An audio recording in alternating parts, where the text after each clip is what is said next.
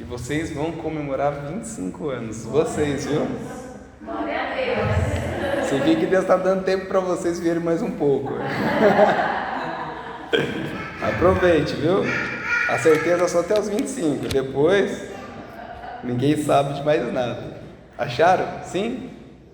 Vamos lá no versículo 2. O texto é um pouco... Eu vou tentar simplificá-lo, tá? Mas o texto de fato tem uma profundidade assim espiritual gigantesca. Então vamos lá. Versículo 2, Daniel 12, 2.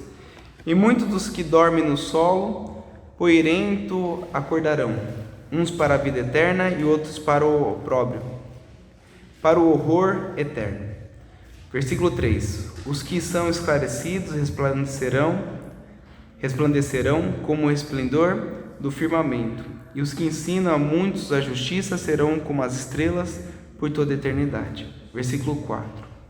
Quanto a ti, Daniel, guarda em segredo essas palavras e mantém lacrado o livro até o tempo do fim. Muitos andarão errantes e a iniquidade aumentará. Versículo 5.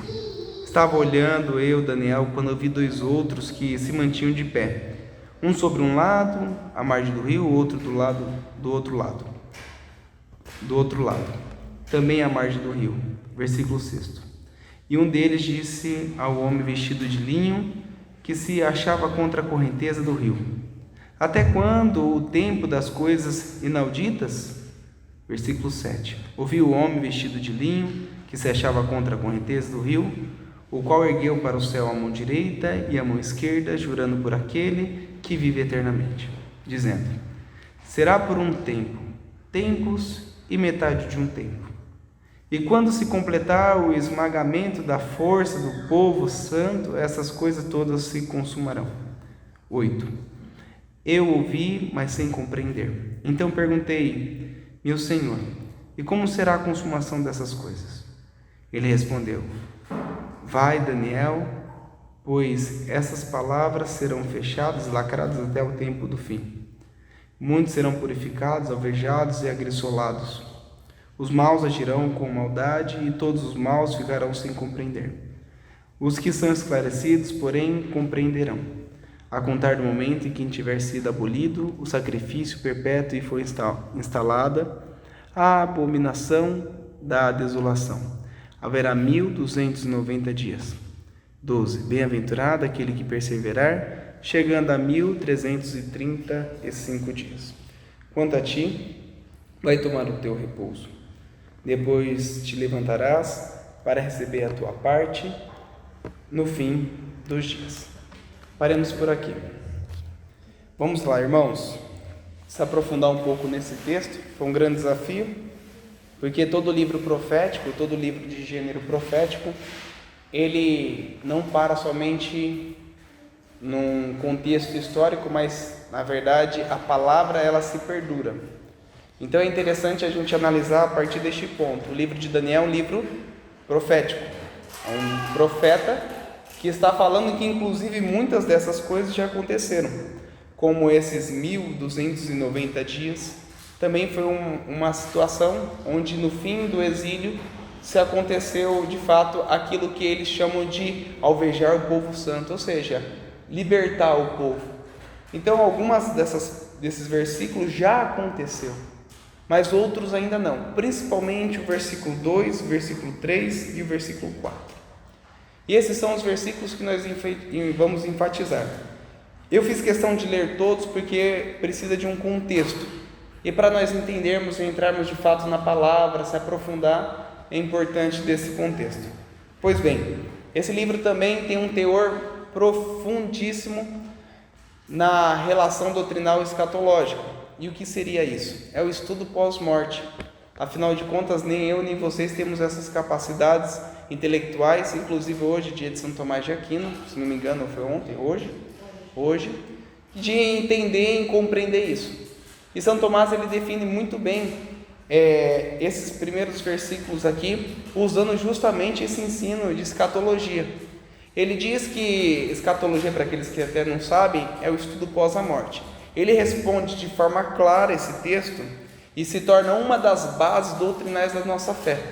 O que você quer dizer com isso, Adam? São Tomás ele diz bem assim: olha, nestes versículos já nos garante muitas das coisas na qual acreditamos. Uma delas é a ressurreição. Vejam que no versículo 2 ele deixa muito claro que muitos que estavam dormindo, muitos que dormam, ou seja, que estavam mortos, ressuscitarão, voltarão à vida, acordarão.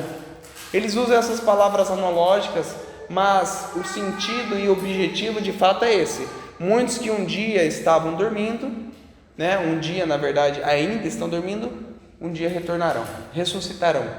Mas isso numa segunda vinda gloriosa de nosso Senhor, que lá no livro do Apocalipse a gente bem sabe que é o julgamento universal. O julgamento particular já aconteceu para aqueles que morreram, e para vocês que morrerão como eu, também teremos essa oportunidade. Já no versículo 3 já é diferente. O versículo diz, para onde irão. Agora no versículo 3, ele indica que eles serão salvos. Perceba, olha o que diz o texto: os que são esclarecidos resplandecerão como o resplendor do firmamento, e os que ensinam a muitos a justiça, ou seja, ensinam a santidade, justo, justiça e santidade estão entrelaçados, serão como estrelas por toda a eternidade. Veja, serão como estrelas por toda a eternidade. Essa palavra não só é analógica, mas também o próprio Senhor Jesus Cristo, em Mateus 13, ele diz isso. Ele diz que aqueles que perseverarem na justiça, isso na parábola do joio e do trigo, e todos conhecem, amém? Todos conhecem a parábola do joio e do trigo? Então tá bom. E no final dessa parábola, se vocês perceberem, vocês podem até anotar em Mateus 13, ele deixa muito claro que então, lá no reino do Pai, os justos resplandecerão como o sol. Olha que interessante, o próprio Senhor reafirma o que o profeta disse àquele povo. E para nós entendermos até mais a fundo a situação real daquele povo, nós temos que observar que Daniel, ele estava escrevendo, ele estava profetizando, anunciando numa situação não tão confortável. Daniel, para aqueles que não sabem, hebreu, ele foi exilado da terra santa aos seus 16 anos. E para aqueles que ainda não sabem o que seria o exílio de Israel, é na época que Babilônia acessou todo o povo de Israel, tanto o reino do norte quanto o reino do sul, e tomou posse de toda a terra prometida, tomou posse de todo Israel, tomou posse de todo o reinado de Deus aqui nessa terra.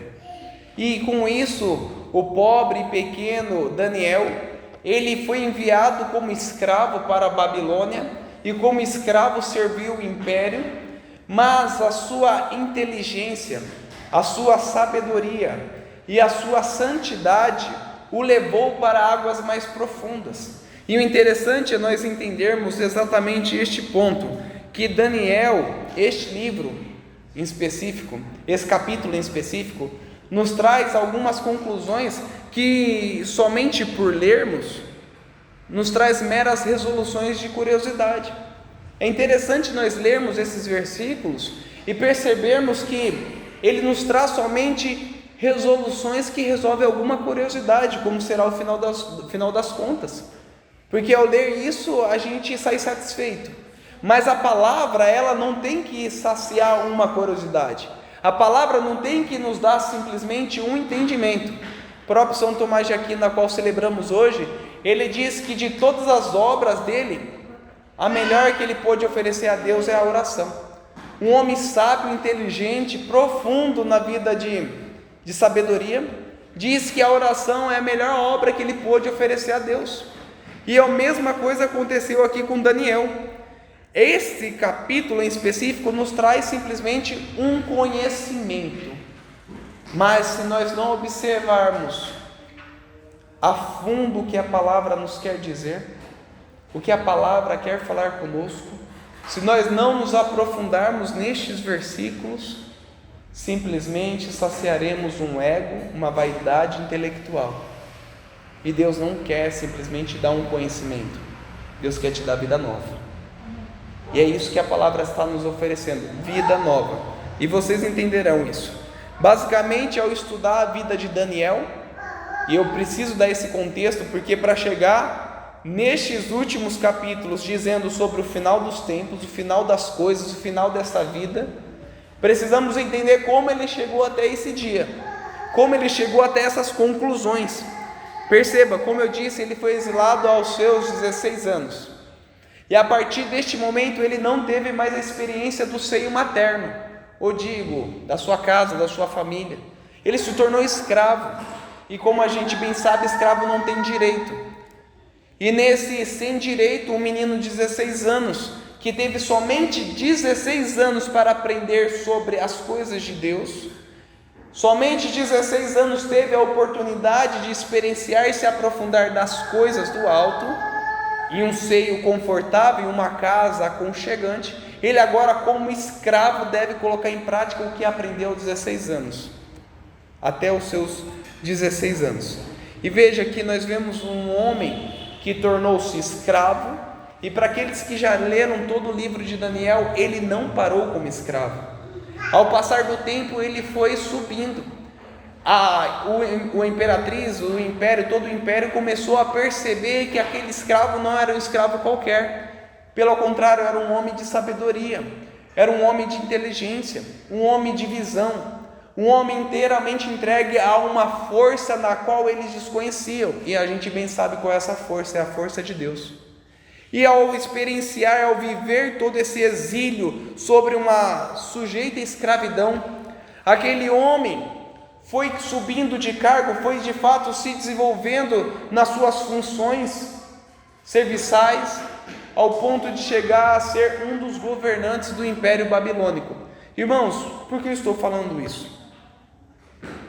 Porque muitos de nós, por exemplo, abandonamos o tudo de Deus pelo pouco que o mundo oferece. Diferente de Daniel, que mesmo não tendo nada do mundo, e ao ponto de anos depois ter conquistado quase todo o império, sendo um dos seus governantes do rei babilônico, tendo até então, neste momento, poder, direitos e assim por diante, ele não abandonou aquele que de fato deu a vida a ele. Irmãos, o que precisamos entender até este ponto é que existe um homem que só teve 16 anos para aprender as coisas do alto, e a partir daí ele teve que colocar em prática. E eu logo fico pensando quantos de nós nascemos na igreja, quantos dos nossos na igreja nascemos no seio da igreja, passa-se muitos anos e décadas e ainda não temos o mínimo discernimento de entender o que é bom e o que é mal. Quantas pessoas hoje nasceram na igreja, estão completando seu centenário, seus 100 anos, e ainda não entendeu o que é Deus, o mínimo o que é Deus. Isso é um alerta para nós, porque percebe-se que a nossa educação, a nossa experiência com Deus ainda tem sido muito rasa. Um homem de 16 anos, um menino, um adolescente de 16 anos, teve todo o suplemento, teve todo o alimento necessário para que as decisões dele se firmassem somente em Deus. Ele pôde crescer em funções administrativas, serviçais do império, um império pagão, um império totalmente pagão, onde poderia oferecer tudo e qualquer coisa para ele. E ele mesmo, sobre todas essas tentações, não se curvou para as coisas do mundo. E nós, por qualquer coisa, eu digo porque eu me incluo, nós por qualquer coisa nos curvamos para as coisas do mundo. E o interessante é que a palavra não para por aí. Perceba que a educação deste homem, eu digo a experiência deste homem com Deus, foi tão grande, que as 4 faculdades da alma foi bem preenchida. Para aqueles que não sabem, as faculdades da alma é a física, a mental, que é a intelectual, a moral e a religiosa. Não sei se vocês se recordam, para aqueles que já leram, mas no livro de Daniel vem dizer que ele era considerado um dos homens mais fortes, digo, até 10 vezes mais forte que os outros. Ou seja, a faculdade física estava bem estabelecida. Da mesma forma, a faculdade intelectual, Porque um escravo, para se tornar um governante, ele não era qualquer um. Ele tinha conhecimento das ciências. Mas se fosse só isso, estaria o suficiente? Não, não está o suficiente. A característica mais forte deste profeta era a faculdade moral, a faculdade religiosa. Ele que não perdia os seus bons hábitos, ele que não perdeu as suas virtudes que um dia aprendeu no seio da família. E eu digo isso para aqueles que são pais e aqueles que querem ser pais. Olhe para os seus filhos ou olhe para os seus futuros filhos e perceba e se espelha nos homens santos de Deus. Porque dessa forma sim poderemos construir uma igreja sólida, na verdade fazer com que a própria igreja progrida na evangelização, porque aquele homem teve uma experiência profunda com Deus e foi somente necessário 16 anos. Agora, dando continuidade, a faculdade da fé, mesmo sobre as tentações que aquele homem passou, e para aqueles que não se recordam, é aquela historinha dos leões na cova, a cova dos leões, já ouviram falar assim? Mesmo sobre as tentações, sobre o decreto do império de Dário, o império babilônico, que não poderia rezar para nenhum Deus, e ele foi encontrado rezando pela terceira vez no dia. Perceba, mesmo sobre a ameaça de morte, aquele homem não se curvou. E a gente bem sabe a história e a conclusão disso tudo. Os leões não o comeram, os leões não o destruíram, mas isso é o de menos perante a atitude dele. Isso me faz até refletir, gente, os tempos atuais. Se Daniel estava impedido sobre a ameaça de morte de rezar, nos tempos atuais fecharam as nossas igrejas, as santas missas, os grupos de orações, sobre uma ameaça de uma contaminação viral que nem sabe se a pessoa poderia morrer ou não, e aqueles que morreram é um percentual muito pequeno, sobre um título, sobre um sujeito, sobre uma consciência sanitária desnecessária.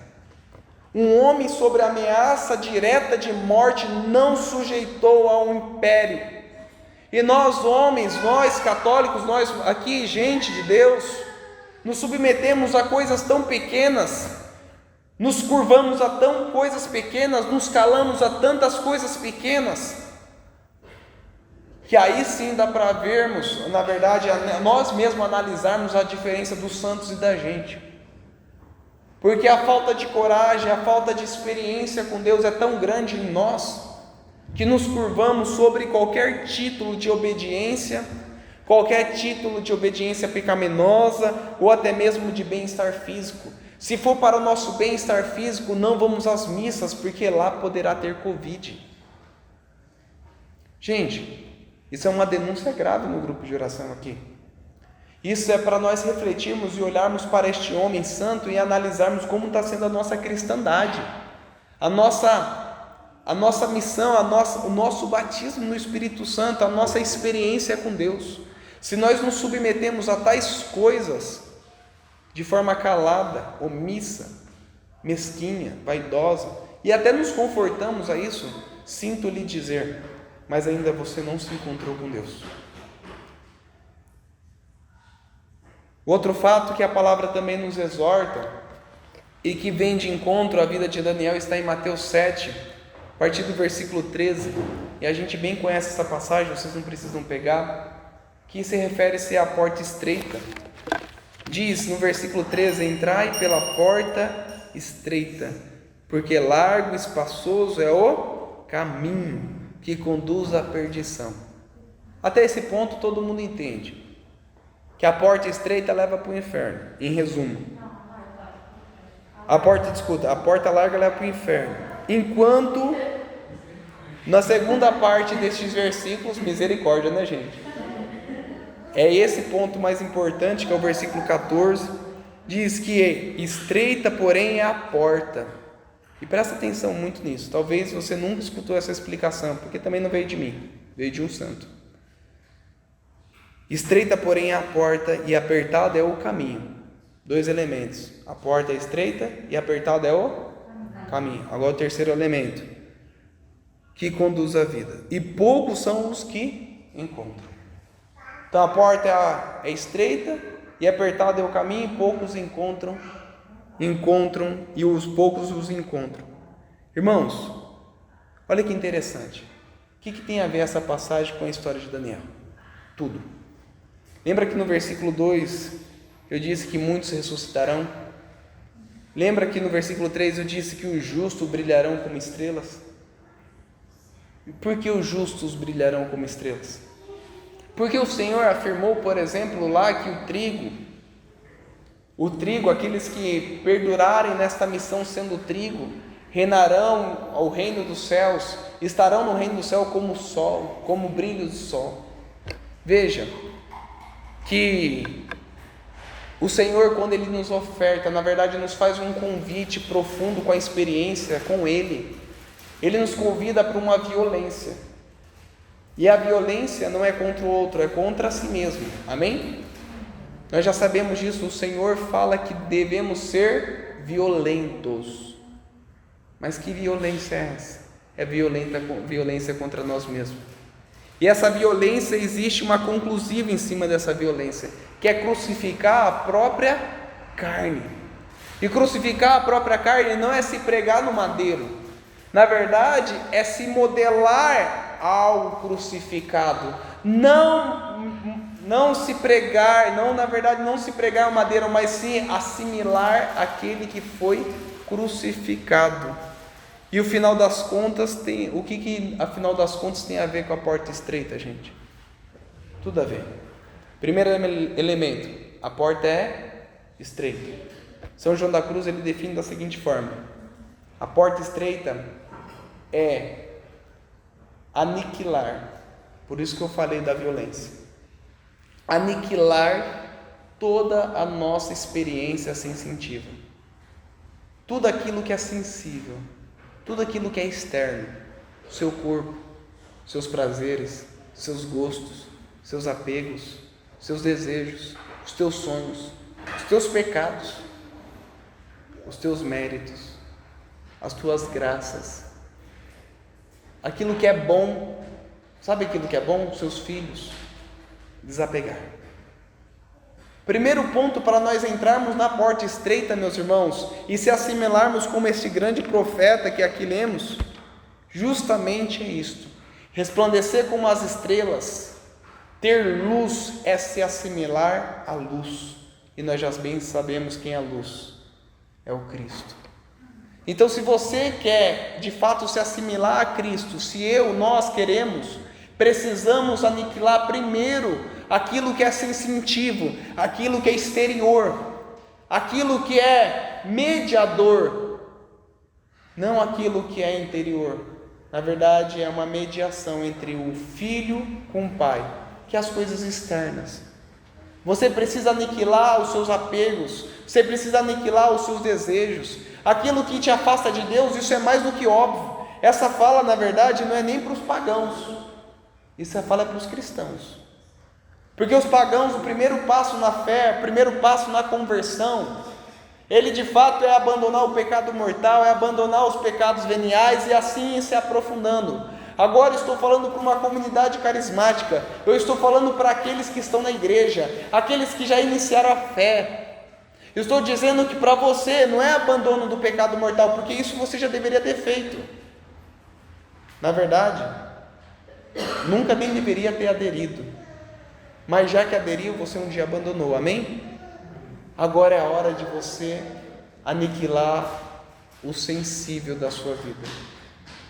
Agora, continuando os versículos, ele diz que estreita, porém, a porta, e apertado é o caminho. O segundo elemento, em São João da Cruz, ele deixa muito claro sobre isso.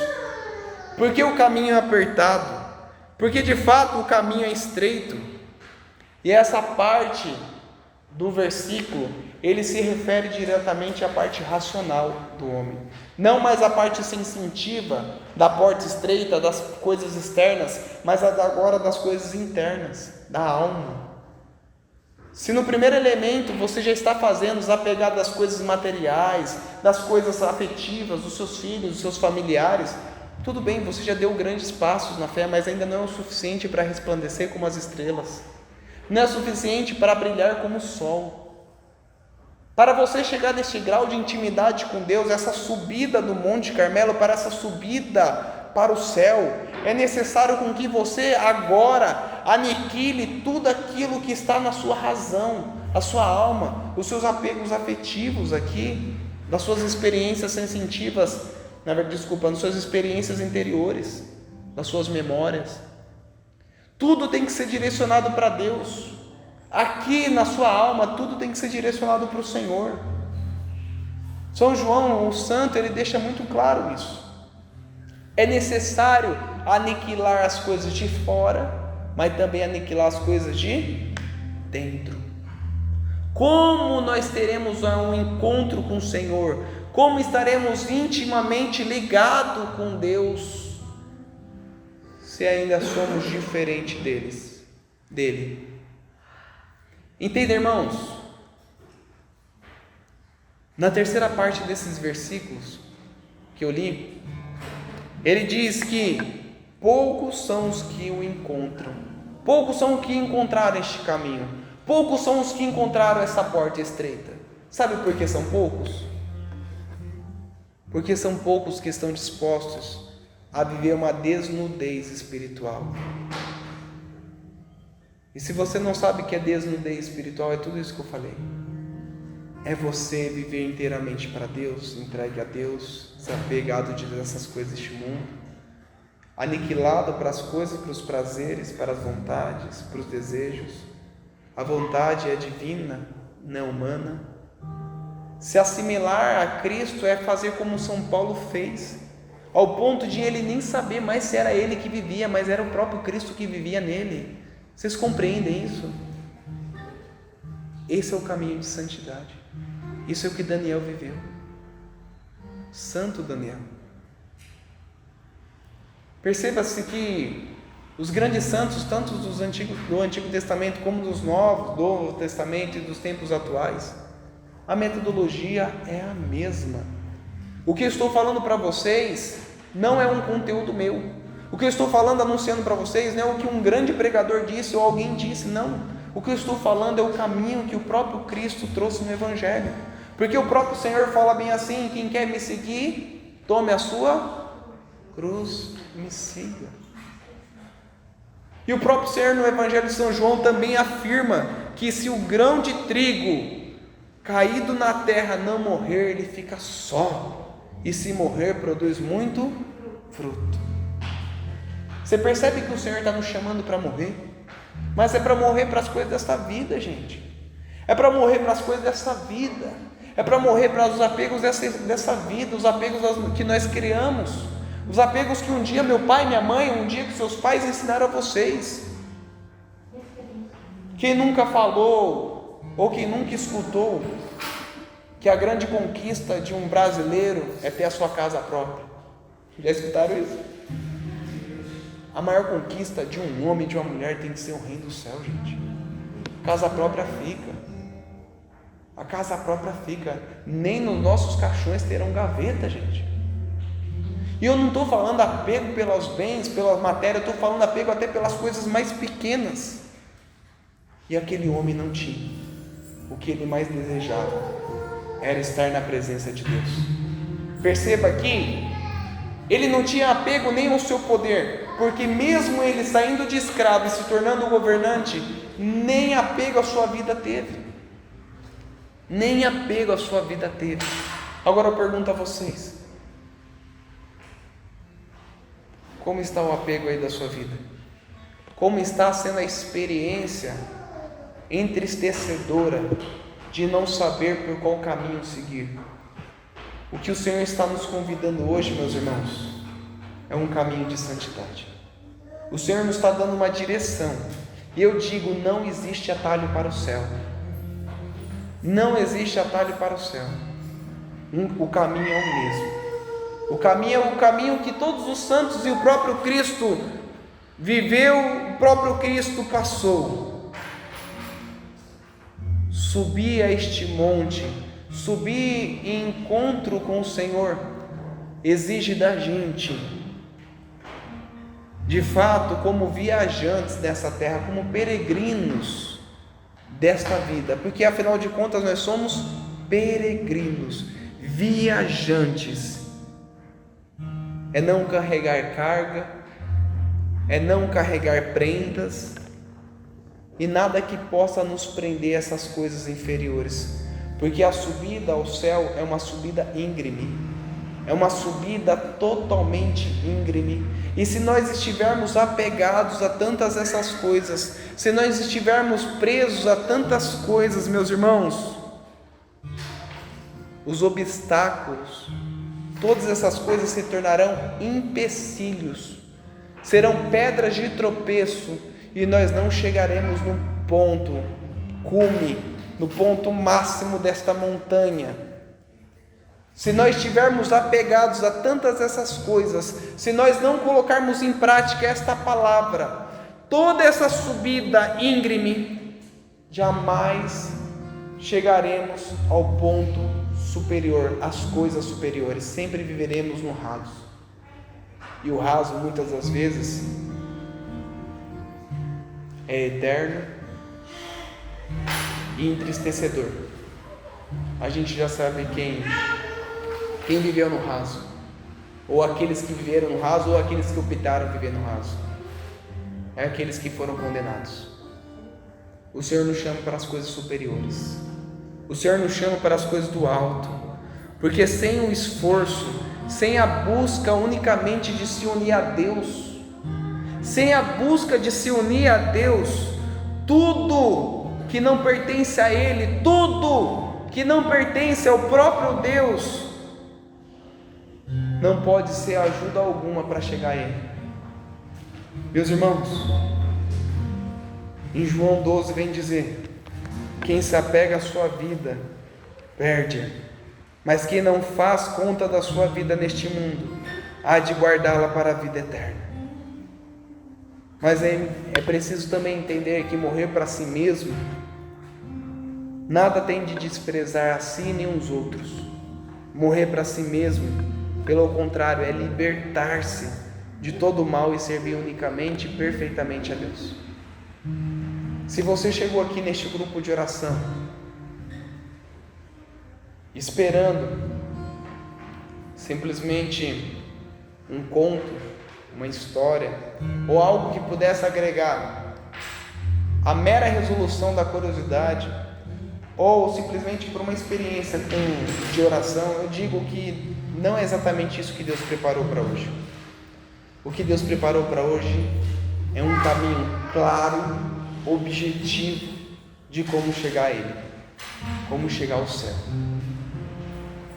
Se você quer de fato chegar ao céu, digo além, porque o céu é limitado, chegar ao paraíso, chegar às coisas do alto, superiores, coloque em prática o que o próprio Cristo ensinou, coloque em prática o que o próprio Evangelho nos disse, e o que o próprio profeta aqui nestes versículos, no versículo 2 em especial e no versículo 3, nos aguçou, nos levou, nos motivou, porque você verá que em pouco tempo você ganhou muito mais do que anos você investiu. Deus está nos chamando para o piso superior, gente. Deus está nos chamando para a subida. Da mesma forma que, inclusive, eu tinha até esquecido, viu, Josi, que a igreja era em cima. Enquanto eu preparava aqui, depois eu vim para o grupo, subindo essas escadas aqui, gente, cansa, né? Eu subi aqui, cheguei ofegante, e não teve como eu me conter. Eu fiquei pensando na palavra, porque uma mera escada pode nos tirar um fôlego. Uma mera escada, uma mera subidinha como essa, física, geográfica, nos tira o ar. Mas eu vou dizer uma coisa: a subida para diante de Deus, a subida para o ponto mais alto, o cume mais alto da montanha, chamado Reino dos Céus, nos tirará deste mundo, mas não só vai nos tirar deste mundo, como também nos dará a alegria de participar do banquete celestial, que é estar diante de Deus. Nesta vida a gente se cansa, mas diante de Deus a gente descansa. Nessa vida a gente sofre, mas diante de Deus tudo valerá a pena e a alegria será eterna. A gente pode sofrer aqui, mas a alegria perante Deus, 1 segundo de alegria perante Deus valeu mais do que toda a eternidade longe dele. Entenda, a eternidade distante de Deus é pequena perante 1 segundo diante dele. A maior tristeza daqueles que foram condenados, irmãos, não é as dores e nem as metáforas que contam dos fogos, das dores que o diabinho com seu garfinho espeta as costas, não. A maior dor dos condenados é a distância, é a ausência do Senhor. E não estou aqui para trazer medo, estou aqui para trazer a verdade, porque a verdade nos liberta. Vamos ficar de pé para a gente rezar?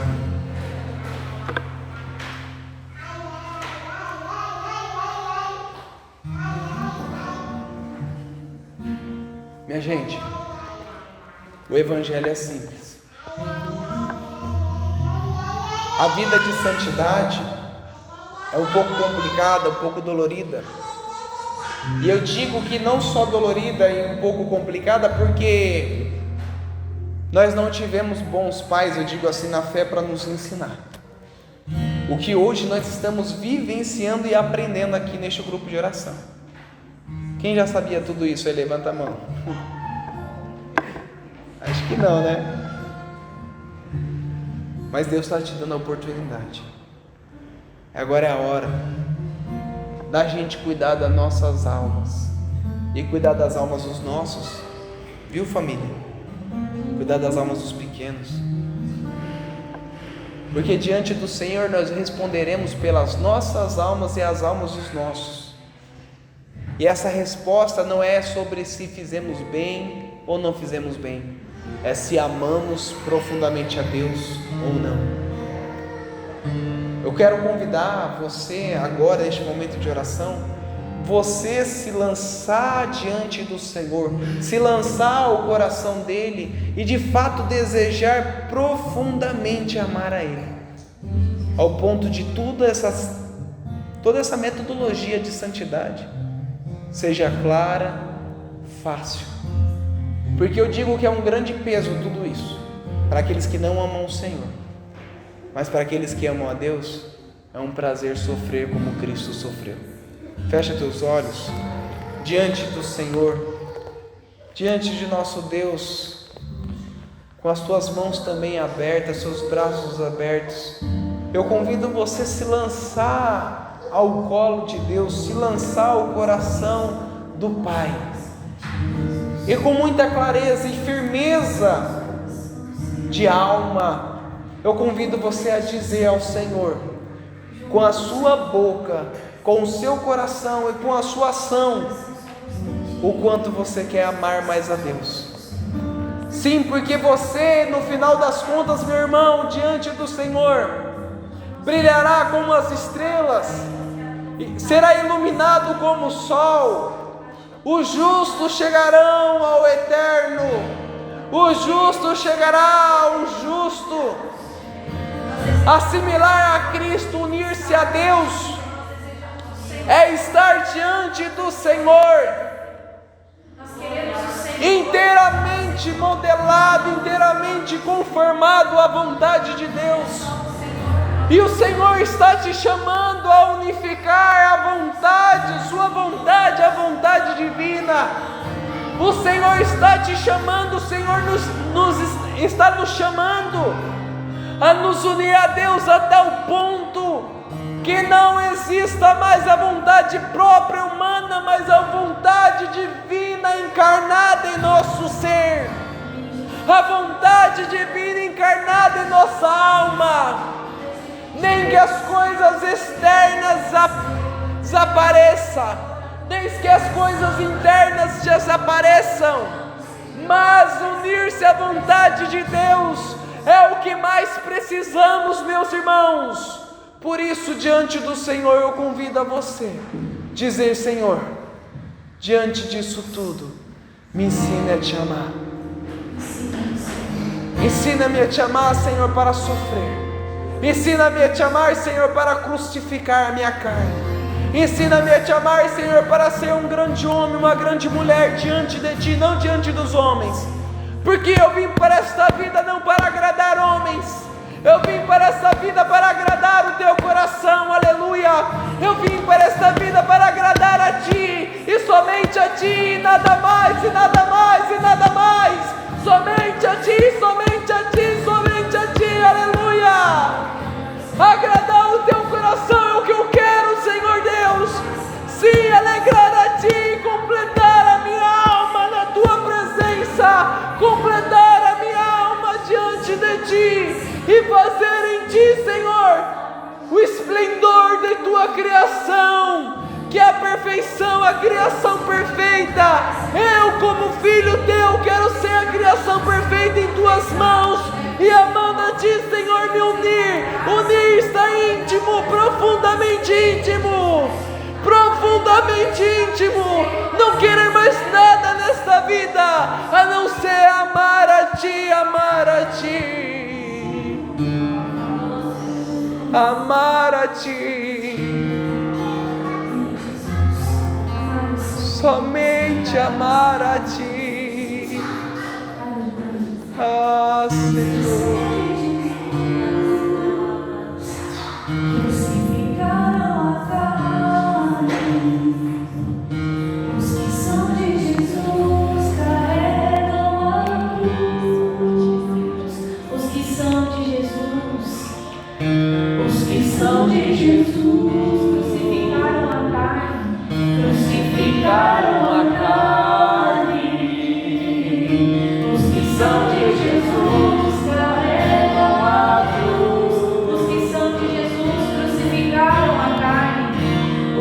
São de Jesus, crucificaram